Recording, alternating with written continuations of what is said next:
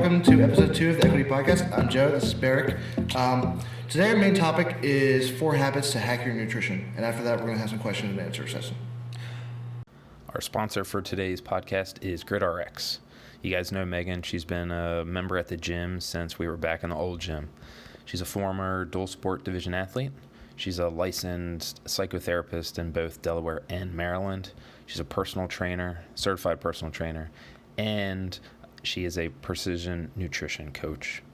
She's there to help you identify and work through barriers between you and your goals.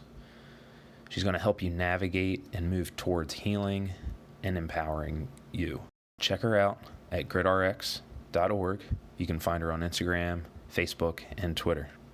Thank you, GridRx, for sponsoring the Equity Podcast. Right. So our main topic today is 4 habits to hack your nutrition. The first habit is eating with small plates. Yeah, the biggest thing to really start getting better at that nutrition is reducing consumption. By lowering the amount of calories that we do, we can start getting better. Most people that are working out, that are working on nutrition, their goal is to lose weight. That is the number one reason people come into the gym. Lose weight, lose body fat. In order to do those things, you need to be in a deficit. And that doesn't mean it has to be a crash diet, but we just need to start monitoring those consumption levels. And you can kind of think about this like a tube of toothpaste. When you have a full tube of toothpaste, how much toothpaste do you use? All of it. You use a lot, right? You fill up the entire brush. But when you start getting down to like the nitty gritty, you just have a little bit. How much do you use? Use like a pea size, right? You use a little bit.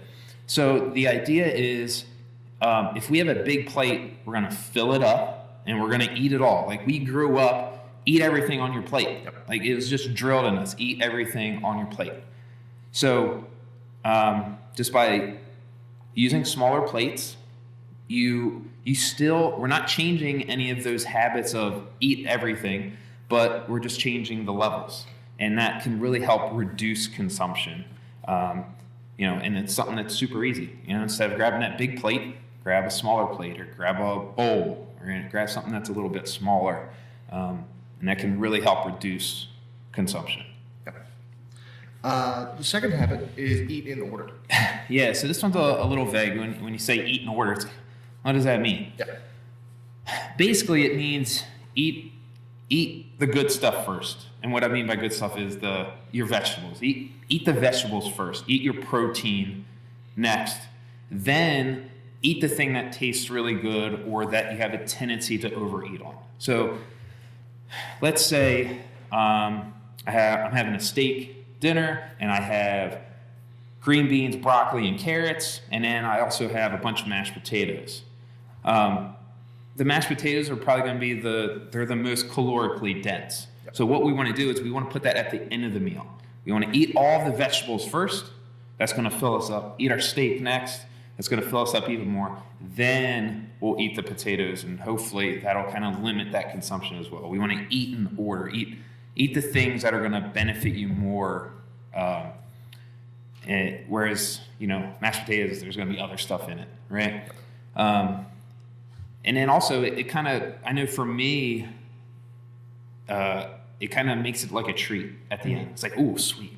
I'm going to house these mashed potatoes, right? And it just makes it a little bit more of a treat, and it really helps it. Put those starches, those non-ideal foods towards the end of the meal, so you limit that. The third tip is remove temptation. It is Girl Scout cookie season. Yes, unfortunately. More fortunately. Right? And I love me some Girl Scout cookies, Team Samoas, or coconut caramels, whatever they're called. And if they're in the house, I'm going to eat them. They're gone. I'm going to eat them. So we try to limit that. The first is limiting what you're bringing into the house. Make hard decisions. Make hard decisions hard to make. So, if cookies are your thing, when you go to buy them at the grocery store, make that hard decision once. If those cookies are in the house, I have to make that hard decision every time I'm in the kitchen, right? So I'm in the kitchen 5 times every night. Every single time I walk in there, I have to be like, no cookies, no cookies, no cookies. Versus if they're not in the house, I have to go out and drive somewhere to get them. So only make those hard decisions once. Make easy decisions. Make those good habits easy. Make those bad habits hard. And so taking as much temptation away from you as you can, because you only have so much willpower. You can start really good at the beginning of the week. That happens a lot. Beginning of the week, you're like, yes, I'm doing this. And then towards the end of the week, you just see your willpower gets lower and lower. Those cookies look real good. Yes, those cookies look really good. So do everything you can to reduce temptation. Right? Our 4th habit is building and enforcing a rhythm. Yeah, so this is kind of, you can even roll this one up into the temptation one. It's, when you go to the grocery store, build a rhythm of shopping the outside. Yep. All right. Building a rhythm of buying the same or very similar stuff every week. But in particular for this is eating the same time every day, right? When you're kind of eating at different times all the time, your body will get hungry, and then all of a sudden you're splurging on something, right? Whereas if I eat breakfast every day at 7, 12, and 7, my body your body's going to start feeling that rhythm, and you're not going to get hungry until those times. The first 2 weeks of anything is really hard, but building that rhythm up and eating at the same time every day can really help curb those habits, those bad habits of snacking and over consumption. So small plates, eating in order, veggies first, removing the temptation, making sure to not bring those chips and cookies into the house as best you can, and then finally enforcing that rhythm. Those are 4 things that you can do to really take your nutrition to the next level. And it's worth it. Everything worthwhile is uphill. So now we have some Q&A, right? On our Facebook group, our private Facebook group, we asked for some questions, and you guys were awesome and gave us some. So our first question is from James Myers, and his question was, how do I know what weight I should use for a workout? Well, the first thing you want to think about when you think about what weight you should use for a workout is talk to your coach and ask what the workout is meant for. If it's meant for strength, the coach will probably tell you to pick something that's a little heavier for you. If the workout's a sprinty conditioning piece, they might tell you to go a little bit under what you think so you can just move quickly and get that heart rate up. It's really, if you can rely on your coach and ask them for guidance, that goes a real long way in figuring out what you should do. And then it does depend on feel too. Some days something you just know is too heavy and you should probably drop it down. Or if something feels really light, it might not hurt to put a couple extra pounds on the bar sometimes. So it varies, but definitely rely on your coach for guidance. Yeah, that's what they're there for. Yeah. The other thing is, think about if it's just a movement that you're not super comfortable with, right? If you're not really comfortable with snatching, maybe make that a little bit lighter. But on the other hand, you really like cleans and you're really comfortable with that movement, you can go a little bit heavier on those cleans. At the start of every single class, what do? We talk about the goal for the workout, and that can really help lead you to it. When we base something strictly off of a percentage or something, that can kind of get lost in translation, and that's not always the case. Percentages can kind of get a little tricky. Now, sometimes do we want percentages? Yes, but not all the time. We want to hit the stimulus of the workout. Like you said, use that coach. It's awesome. Question from Jason Yates: how should I handle joint pain? Joint pain is tough, and especially Yates. He's getting up there in the years. He's on the other side of that hill, right?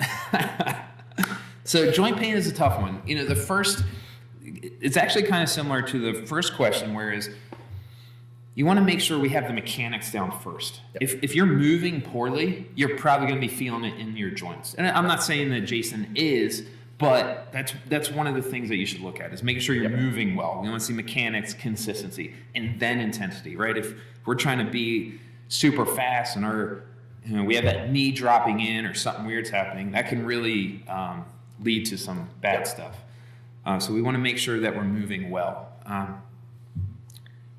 The other thing is high impact. That's generally something that hits the joints. Mm-hmm. So limiting the high impact stuff, especially if it's a higher volume. You know, if you're doing a lot of running or a lot of double unders, it might be something where we just kind of dial that back a little bit.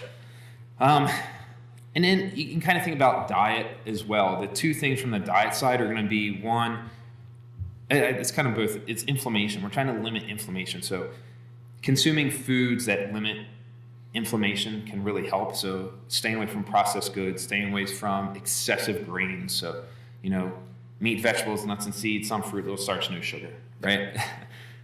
Eat meat and vegetables, and that should help with a little bit of that inflammation. And also, if you're really having a lot of joint pain, you can think about some fish oil supplementation as well. And I really like pairing fish oil with vitamin D. Vitamin D is fat soluble, so in order to get anything out of vitamin D, it has to be consumed with a fat. So I really like pairing those two together, and you know, that's a start. And then also, you know, again, asking your coach, like if you're having specific joint pain, they can help you out for that workout. Well, the last question for the day was from Kaiti, and she asked, how does equity workout programming work? Sounds like it'd be a fantastic podcast. I don't know why we haven't thought of that. It would be like that's something that we could take up a whole podcast on. Yeah. You know, what a good Fantastic idea. What we can say about that right now is that it's not random. Our programming is very specific, and there's a reason behind everything, and we're not just throwing workouts out there and hope they stick. Yeah, you know, every you know, you hear we're varied, not random, and Intentional. yes, intentional, and we'll, you know, you might be seeing that in the future. We'll say. All right, guys. That's going to wrap it up for today. Don't forget, if you have any questions for us, for Joe and I, you can send them to info@equity.fitness, or you can, you know, however you're listening or watching this, just comment, and we'll kind of keep bringing those all together of all the questions that we get, and we'll answer them as we can. Yep. And remember, don't forget to like and subscribe if you don't mind. It really helps us out. And finally, for Joe and myself, thank you, and we hope you have a wonderful week. Thanks, guys. Have a good one.